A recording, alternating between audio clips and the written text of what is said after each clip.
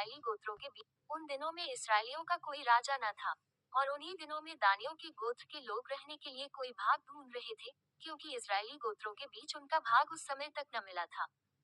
तब दानियों ने अपने सब कुल में से 5 शूरवीरों को सोरा और एशताओल से देश का भेद लेने और उसमें देखभाल करने के लिए ये कहकर भेज दिया कि जाकर देश में देखभाल करो।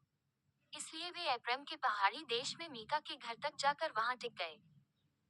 जब वे मीका के घर के पास आए, तब उस जवान लेविया का बोल पहचाना, इसलिए वहां मुड़कर उससे पूछा, तुझे यहाँ कौन ले आया? और तू यहाँ क्या करता है? और यहाँ तेरे पास क्या है? उसने उनसे कहा, मीका ने मुझसे ऐसा ऐसा व्यवहार किया है, और मुझे नौकर रखा है, और मैं उसका पुरोहित हो गया हूँ।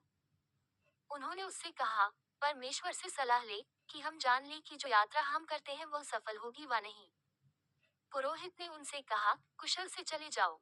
जो यात्रा तुम करते हो वह ठीक यहोवा के सामने है। तब वे 5 मनुष्य चल निकले, और लाश को जाकर वहां के लोगों को देखा कि सीदोनियों की नाई निडर, बेखटके और शांति से रहते हैं, और इस देश का कोई अधिकारी नहीं है जो उन्हें किसी काम में रोके, और ये सीदोनियों से दूर रहते हैं, और दूसरे मनुष्यों से कुछ व्यवहार नहीं रखते।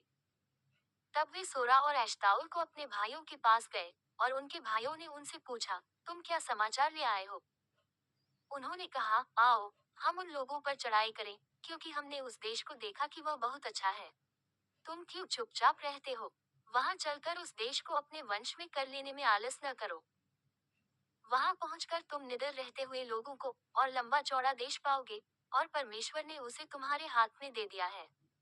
वह ऐसा स्थान है जिसमें पृथ्वी भर के किसी पदार्थ की घटी नहीं है। तब वहां से अर्थात सोरा और एशताओल से दानियों के कुल के 600 पुरुषों ने युद्ध के हथियार बांधकर प्रस्थान किया। उन्होंने जाकर यहूदा देश के किर्यात्यारीम नगर में डेरे खड़े किए। इस कारण उस स्थान का नाम महनेदान आज तक पड़ा है। वह तो किर्यात्यारीम के पश्चिम की ओर है।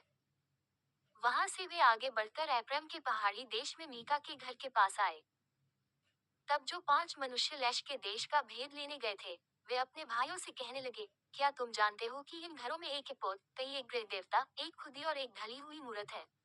इसलिए अब सोचो कि क्या करना चाहिए। वे उधर मुड़कर उस जवान लेवीय के घर गए, जो मीका का घर था, और उसका कुशल क्षेम पूछा। और वे 600 दानी पुरुष फाटक में हथियार बांधे हुए खड़े रहे।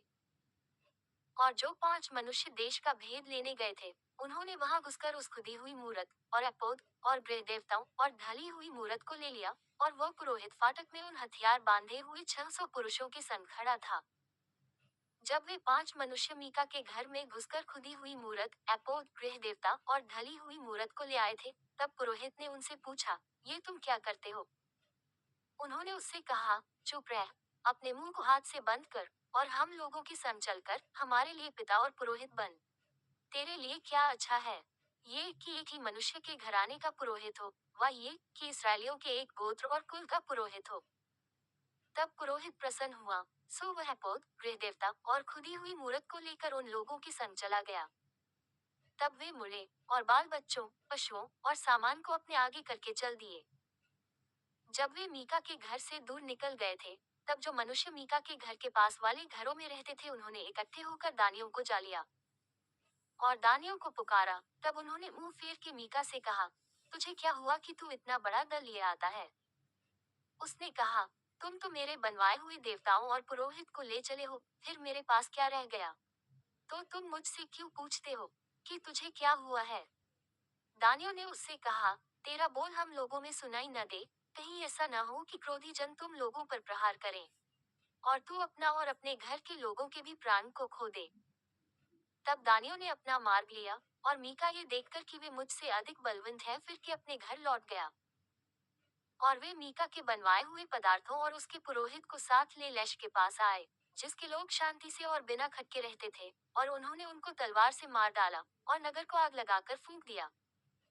और कोई बचाने वाला न था, क्योंकि वह सीदोन से दूर था, और वे और मनुष्यों से कुछ व्यवहार न रखते थे, और वह बेत्रहोब की तराई में था। तब उन्होंने नगर को दृढ़ किया, और उसमें रहने लगे। और उन्होंने उस नगर का नाम इसराइल के एक पुत्र अपने मूल पुरुष दान के नाम पर दान रखा, परंतु पहले तो उस नगर का नाम लैश था। तब दानियों ने उस खुदी हुई मूरत को खड़ा कर लिया, और देश की बंधुआई के समय वह योनातान जो गेर्शोम का पुत्र और मूसा का पोता था, वह और उसके वंश के लोग दान गोत्र के पुरोहित बने रहे। और जब तक परमेश्वर का भवन शीलो में बना रहा, तब तक वे मीका की खुदवाई हुई मूरत को स्थापित किए रहे।